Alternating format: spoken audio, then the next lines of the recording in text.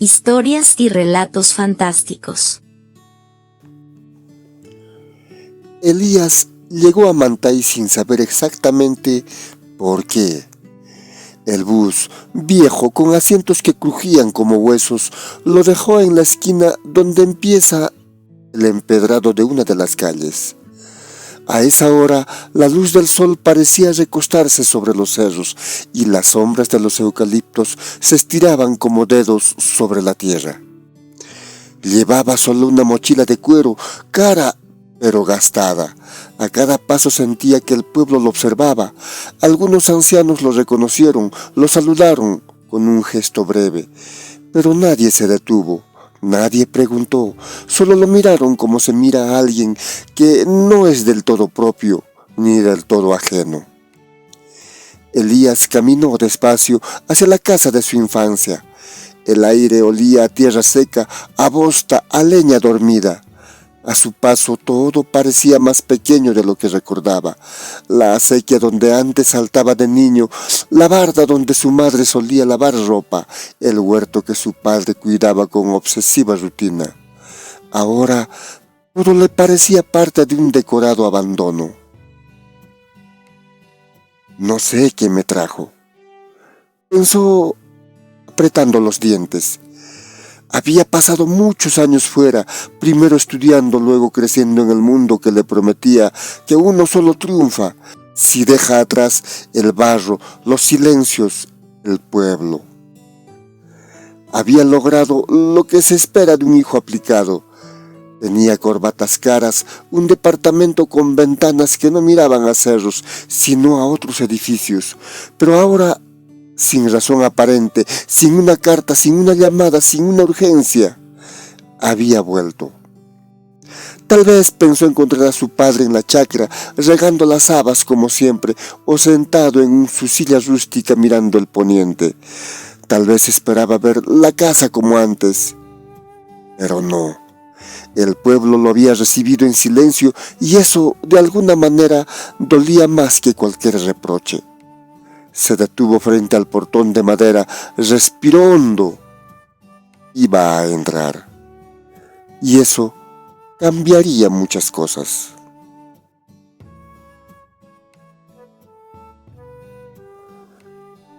El baúl de los recuerdos. Lo que nunca se dijeron.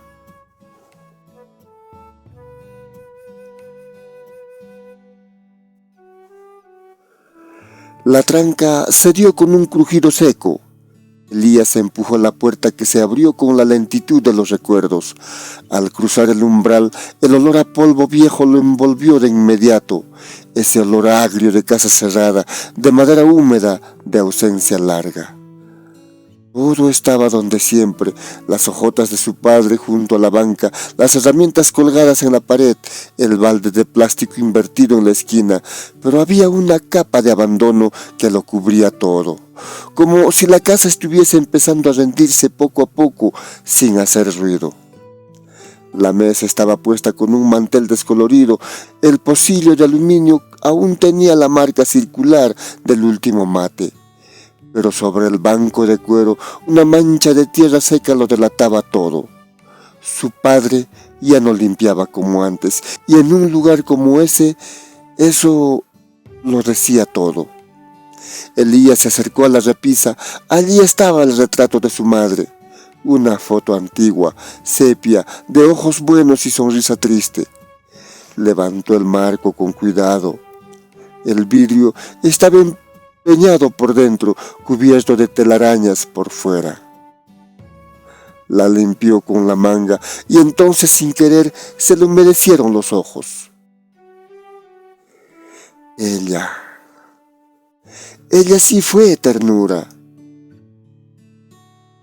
Ella le enseñó a abotonarse la camisa, a leer despacio, a decir gracias.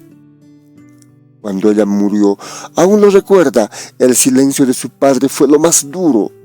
No hubo abrazo ni palabras, solo la orden de seguir, como si doler estuviera prohibido.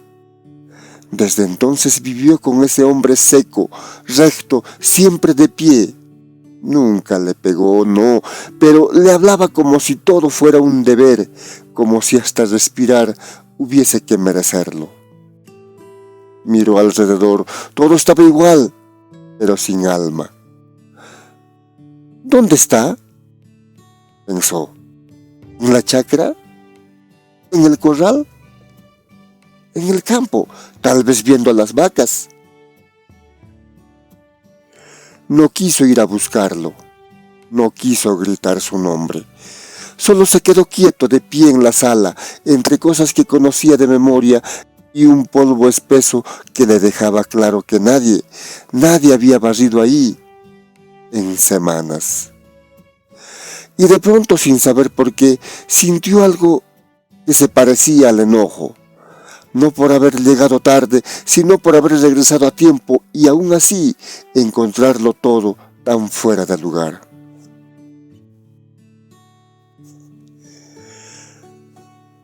Revisando los cuartos, Elías abrió un viejo baúl de madera que crujió como si quisiera reclamar con un chirrido. Adentro lo esperaban los fantasmas de su infancia, pañuelos de su madre, un chal bordado con flores que ella usaba los domingos, unas fotografías ajadas por la humedad. La tocó con cuidado. El olor leve a eucalipto dio una punzada en el pecho. Ella, su madre, sí supo quererlo, sin palabras rebuscadas, sin exigirle más que lo que fuera bueno. Ella, siempre ella. Lástima que se fue, cuando aún él solo tenía 10 años. Elías cerró los ojos, quiso abrazarla por un momento, pero ya no había abrazos, solo trapos y recuerdos. Más al fondo, entre cosas dobladas con esmero, encontró un látigo. Su corazón se apretó como un puño. Ese látigo era negro, cuarteado, con el cuero seco. Ese látigo que no llegó a rozarle la piel, pero que sí lo marcó, no por los golpes que no hubo, sino por lo que significaba, la amenaza constante, la dureza como método, de miedo como ley. Sostuvo el látigo unos segundos, lo miró con rabia, con desprecio, lo arrojó de nuevo al fondo del baúl, como quien entierra un veneno. Su madre, pensó, lo hubiera quemado. Ella siempre lo defendía contra todo. ¿Qué habría sido de ella sin ese hombre? ¿Qué habría sido de él si ella no hubiera existido? Cerró el baúl con fuerza, no quiso seguir pensando, pero al entrar en la habitación contigua, el tiempo se detuvo. No había muebles, solo una silla de madera colocada en un extremo de la habitación, pegada a la pared, apoyada a ella. Encima, una muda de ropa completa, cuidadosamente dispuesta, como si aún ocupara el cuerpo de alguien sentado allí. La camisa abotonada, el pantalón cruzado con orden sobre el respaldo, un sombrero de ala ancha cubierto de polvo. Y en el suelo, alrededor, docenas de velas gastadas, apagadas, derretidas, hasta casi tocar la tierra. Lo supo de inmediato. La señal. Así se despedía a los muertos en Mantay. Después del entierro, se dejaban velas encendidas 8 días más por los rezos tradicionales hasta la llegada del 8º día. Pero en esa habitación nadie había venido después, nadie quitó la ropa, nadie limpió. El polvo cubría todo con una capa gruesa, indiferente. ¿Cuánto tiempo había pasado? ¿1 mes? ¿2? ¿Tal vez 3? No lo sabía, pero lo cierto era que su padre llevaba tiempo muerto y ya enterrado, y nadie, absolutamente nadie, había venido después de los 8 días, y nadie había quitado esa ropa. Elías no sintió pena, no sintió vacío, sintió alivio. «Así que te fuiste», murmuró. Y al decirlo no había ira ni alegría, solo una especie de descanso, de calma, como quien por fin se libra de encontrarse con alguien a quien no quería mirar a los ojos. Se sentó en la otra silla y miró al frente. No había nada, pero en su pecho algo parecido a una confusión tibia empezó a subirle por la garganta. Rebuscando en un cajón del aparador, entre documentos sueltos y papeles sin valor, Elías encontró un pequeño envoltorio atado con una liga reseca. Al soltarla, se desplegaron 3 sobres arrugados con su nombre escrito torpemente en cada uno. Se quedó mirando los sobres por varios segundos.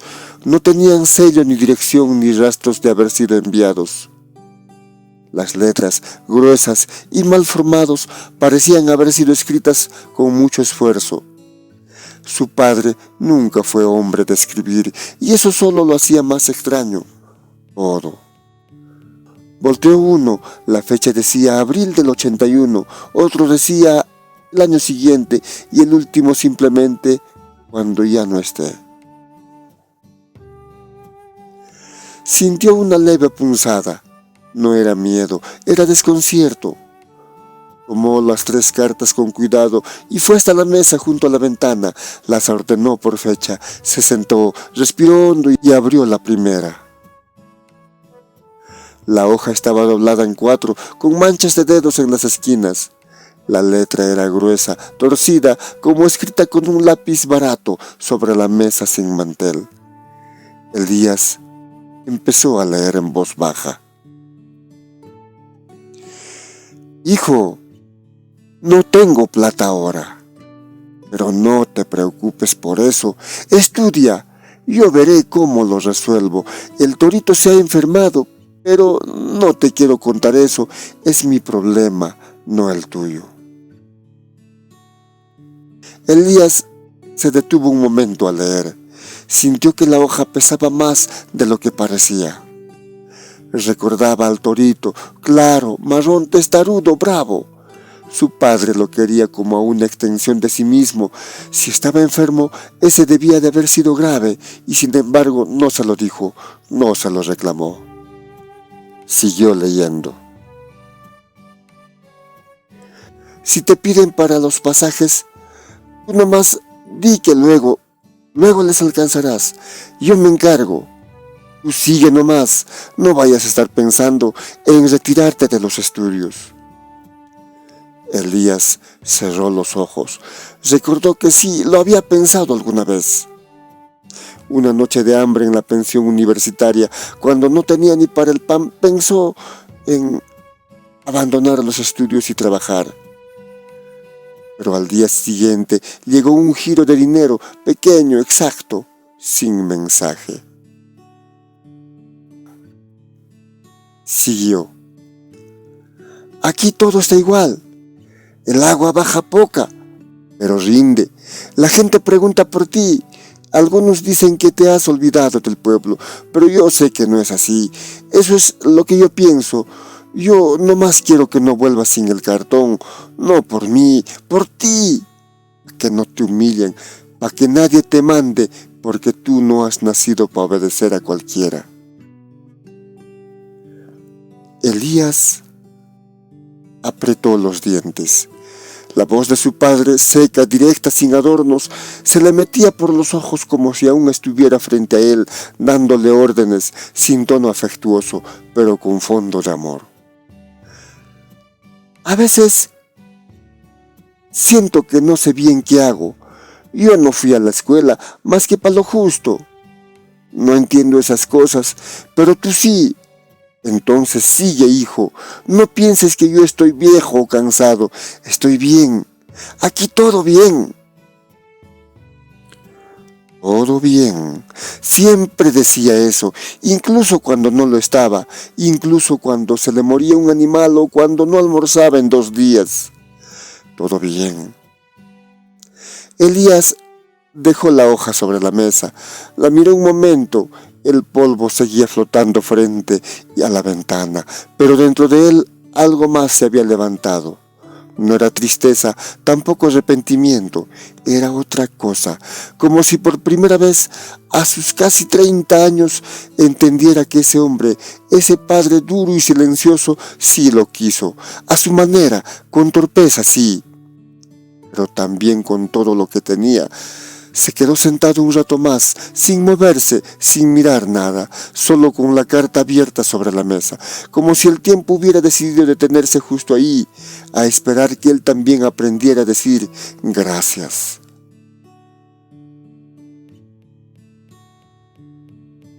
Elías tenía la segunda carta entre las manos. Había pasado casi media hora después que leyó la primera, pero no se atrevía a abrir la siguiente. Se excusaba a sí mismo. Su padre tenía la obligación de mandar el dinero. Tenía esa obligación. El sol ya no entraba por la ventana, solo quedaba la luz parda de la tarde, esa que convierte todo en bronce viejo. Levantó el sobre. En el reverso su padre había escrito con torpeza, año 82.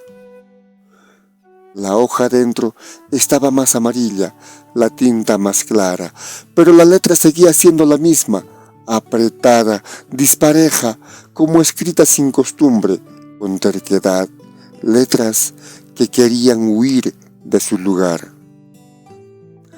La desdobló, respiró hondo y leyó. Hijo mío, ya estás un año más estudiando. Me alegra. Dicen que los que pasan el primero ya terminan. Eso me dijeron. Me da gusto. Ojalá sea verdad. Elías tragó saliva. Recordaba que sí, el primer año fue una batalla colosal.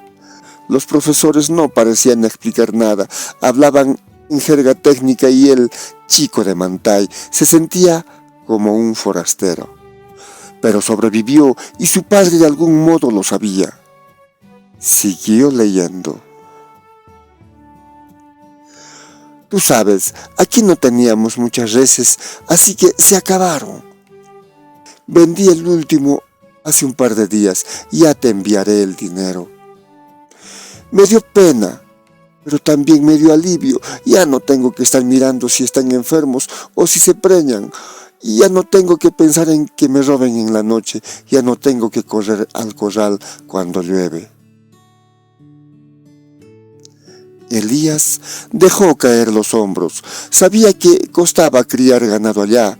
El frío, la peste, los robos, las enfermedades y la permanente preocupación de qué van a comer ahora. Su padre las había vendido no por falta de amor, sino por convicción. Y nunca se lo dijo. Las cartas jamás le habían llegado. Y continuó leyendo. Con ese dinero alcanzará para este semestre, para el otro y tal vez para el otro más. Y algo más, mandé también para tu alquiler. Sé que no es mucho, pero es lo que hay. Yo nomás quiero que no te falte. No me digas que estás bien si estás pasando hambre. Tú dime la verdad nomás. Yo te consigo todo. Recordó que si pasaba hambre, que comía pan duro con agua, que a veces fingía estar enfermo para que no lo invitaran a almorzar, que alguna vez pensó en dejarlo todo. Y continuó leyendo. Aquí nadie pregunta ya por ti. La gente se olvida rápido, pero no importa. No estás estudiando para ellos. Estás estudiando para que tú no tengas que andar bajando la cabeza nunca. A Elías se le apretó el pecho. Esa frase, así tan sencilla, le llegó más hondo que cualquier elogio de ciudad. Su padre no sabía de leyes ni de códigos civiles, pero sabía que la dignidad no se estudia en libros, se construye desde el barro. Y continuó leyendo. No me escribas si no puedes. Yo entiendo. Con que me avisen que sigues yo estoy tranquilo. Si te da tiempo, mándame una foto tuya con terno. Dicen que allá usan así. Me gustaría verte así. Elías cerró los ojos. Nunca mandó alguna foto. Nunca mandó nada. Siempre había pensado, era la obligación de su padre mandarle dinero. Y sin embargo, ahí estaba el pedido, hecho con pudor, sin presión. Solo como quien desea, aunque sea una vez, ver al hijo convertido en lo que soñó. Terminó la carta, la dejó sobre la mesa junto a la primera. Ya no eran solo papeles, eran voces. Voces que venían desde otros tiempos, desde otro hombre, uno que no supo decir te quiero de frente, pero que lo escribió como pudo. Elías se apoyó contra el respaldo, no lloró, pero sentía que algo en su pecho no estaba igual que antes, como si le hubieran movido un cimiento. No dijo nada, no pensó en nada, solo esperó. La tercera carta aún estaba allí, y él, aunque no lo supiera, aún no estaba listo para lo que venía.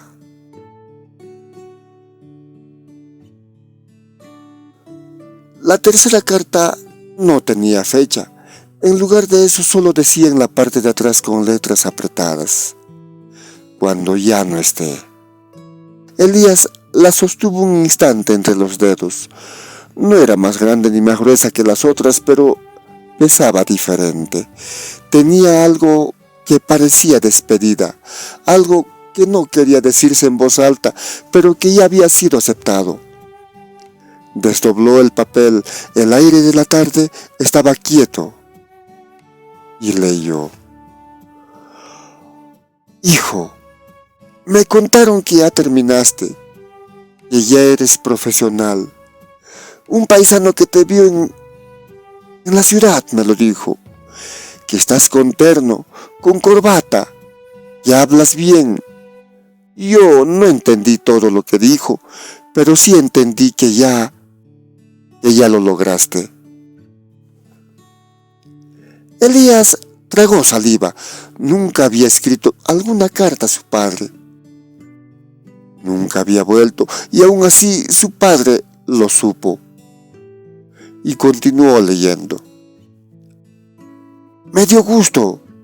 Me reí solo esa tarde. No sé por qué, tal vez porque sentí que sí valió la pena. No te lo dije antes, no era necesario. Pero cuando el dinero ya no alcanzó, vendí la chacra. No me alcanzaba ya con los animales, ya no había cómo. Y si no lo hacía, tú no terminabas tus estudios. No quería que tú supieras para que no sientas culpa, para que sigas tranquilo luchando por ti. Elías apretó la carta con ambas manos. Sintió que el aire se le hacía más delgado.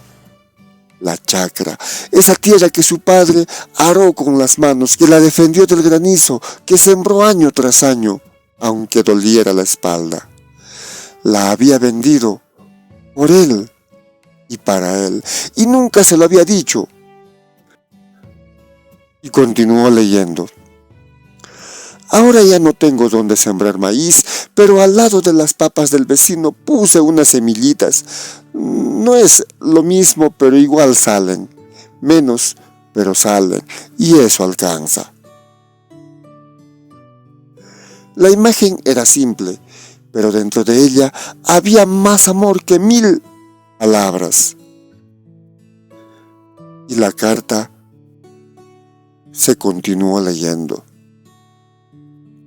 No tengo mucho más que decir, solo que estoy orgulloso, que no me equivoqué al confiar en ti y que si mañana me toca irme, me voy tranquilo, me voy feliz.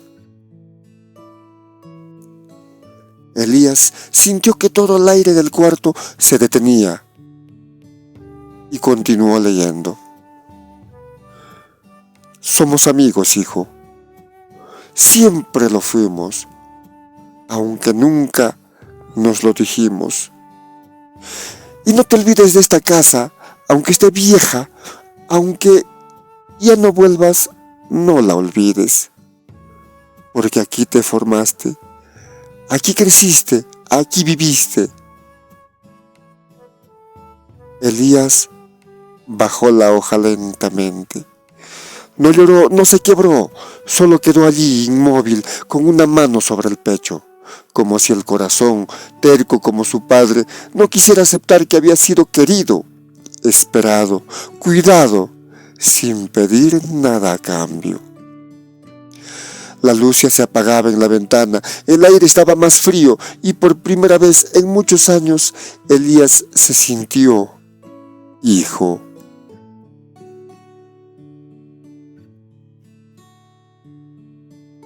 Elías salió al patio.